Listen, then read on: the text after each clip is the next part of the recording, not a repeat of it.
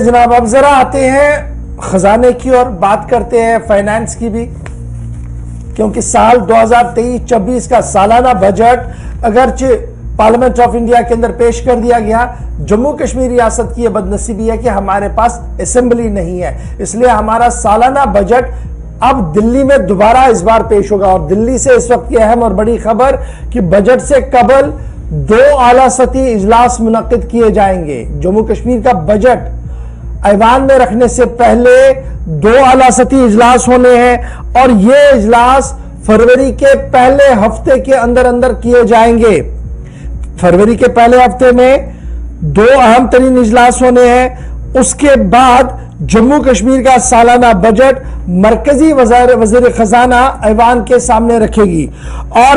ٹینٹیٹیولی جو ڈیٹ بتائی جا رہی ہے that is 17th and 18th of March، 17 اور 18 مارچ کو جموں کشمیر کا میزانیہ، جموں کشمیر کا بجٹ، جموں کشمیر کا لیکھا جوکھا ایوان کے سامنے رکھ دیا جائے گا۔ لیکن اس سے پہلے وزارت خزانہ اعلیٰ سطحی اجلاس طلب کر رہا ہے، اور 2 back to back high level meetings ہونی ہے دلی کے اندر، جس کی سربراہی خود وزیر خزانہ کرنے جا رہی ہے۔ ڈیٹیلز ہم آپ کے سامنے تھوڑی دیر میں رکھ رہے ہیں جی۔ اب جب یہ ہم بات آپ کے سامنے رکھ رہے ہیں کہ جناب 17-18 مارچ کو جب دوبارہ سے پارلیمنٹ کا اجلاس شروع ہوگا، پارلیمنٹ کا اجلاس اختتام پذیر ہوا پہلا سیشن، اب دوسرا سیشن شروع ہوگا مارچ کے اندر، تو اس میں 17 یا 18 تاریخ کو ہمارا سالانہ بجٹ جو ہے وہ پیش ہو سکتا ہے۔ ٹینٹیٹیولی اس وقت ڈیٹ جو ہے وہ فائنانس منسٹری کی طرف سے بنا دی گئی ہے۔ Rural and urban local bodies, یہ بڑا امپورٹنٹ ہے کہ ہماری رورل اور اربن لوکل باڈیز کو اس بار بجٹ کے اندر ایک اچھا خاصا پیسہ ملے گا۔ یہ ہمیں وزارت خزانہ کے اعلیٰ افسروں کی بات چیت کے دوران پتہ لگ رہا ہے، اور یہ پہلا موقع نہیں ہوگا جب پارلیمنٹ کے اندر ہمارا بجٹ ہوگا۔ جموں کشمیر یونین ٹیریٹری کا چوتھا سالانہ بجٹ جو ہے وہ یونین ٹیریٹری کے بجائے اب پارلیمنٹ کے اندر پیش ہوگا، اور وزیر خزانہ صاحبہ اس کو پیش کریں گی۔ وزارت خزانہ لگاتار جموں کشمیر انتظامیہ کے ساتھ رابطے میں ہے، اور جموں کشمیر کے اندر بھی جو دفتر فائنانس ڈپارٹمنٹ ہے وہ لگاتار اس عمل کو حتمی شکل دے چکا ہے کہ کتنا بجٹ کہاں پر ہمیں چاہیے، کس طریقے سے چاہیے، اور اب صرف ایک گرین نوٹ کی ضرورت ہے جو لگ بھگ مارچ کے پہلے ہفتے کے اندر ملے گا، جس کے بعد 17 اور 18 مارچ کو سالانہ بجٹ جموں کشمیر کا ایوان کے اندر پیش کیا جائے گا۔ پہلے لوک سبھا کے اندر، اس کے بعد راجیہ سبھا کے اندر بھی اس بجٹ کو پیش کیا جائے گا، جس کے بعد اس پر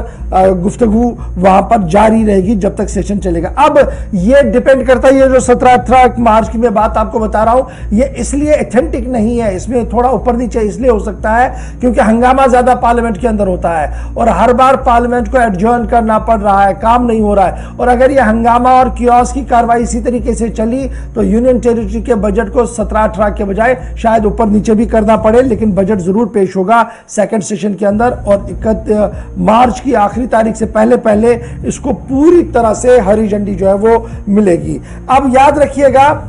کہ 2023-24 میں پارلیمنٹ کا بجٹ پیش کیا جائے گا۔ فائنانس منسٹر صاحبہ نے جب 1 فروری کو اپنا سالانہ بجٹ پیش کیا تھا تو ایک لے آؤٹ انہوں نے کھینچا تھا، 35,581 کروڑ روپیہ انہوں نے کہا تھا کہ ریونیو گرانٹس ملیں گی جی جموں کشمیر کو، اور اسی کے ساتھ ساتھ 5,958 کروڑ جو ہے وہ لداخ یونین ٹیریٹری کو ملیں گی۔ سینٹرل گرانٹس جو ریوائز ایسٹیمیٹ بتایا گیا تھا فزیکل 2022-23 کا، اس کو بڑھا کر 9,000 کروڑ روپیہ کر دیا گیا تھا۔ تو اس طریقے سے امیدیں لگائی جا رہی ہے کہ اس سال کا جو بجٹ ایوان کے اندر آئے گا وہ بہت زیادہ بڑا ہوگا۔ سال 2019-20 کو یاد کیجئے گا جب اس وقت کی اسٹیٹ ایڈمنسٹریٹو کاؤنسل نے بجٹ کو اپروو کیا تھا، اور اس سے پہلے 18-19 کا لاسٹ بجٹ جو پیش ہوا تھا اسمبلی کے اندر، جو ارتھ ویل اسٹیٹ ہماری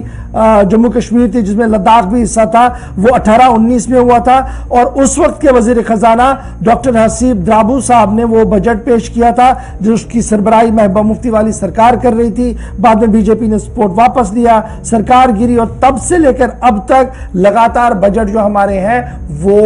لوک سبھا کے اندر پیش کیے جا رہے ہیں، وزیر خزانہ پیش کر رہی ہے، اور یہ مالی سال کا بجٹ بھی اب 17 اور 18 مارچ کو اگر آل از ویل رہا تو پیش کیا جائے گا جموں کشمیر کا ایوان کے اندر.